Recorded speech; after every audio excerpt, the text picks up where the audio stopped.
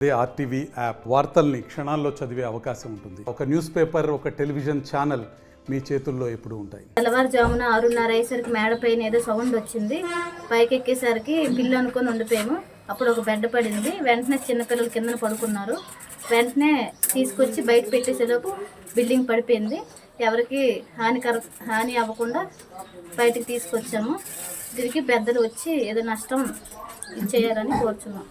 గుమ్మలక్ష్మీపురం గ్రామ పంచాయతీ విశాఖ గ్రామీణ బ్యాంక్ వీధిలో ఈరోజు ఉదయం తెల్లవారుజామున గుంటిరెడ్డి విమలారాణి గారి 2వ అంతస్తు బిల్డింగు వెనక వైపు నుండి వచ్చి తమ్ముడు పకీర్నాయుడు గారి ఇంటి వైపు పడిపోయింది.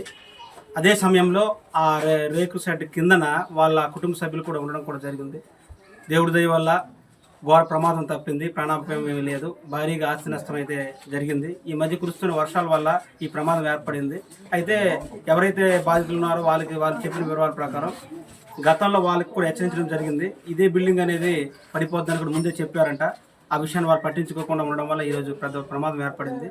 ఈ విషయంలో వచ్చి వాళ్ళతో మాట్లాడడం కూడా జరిగింది.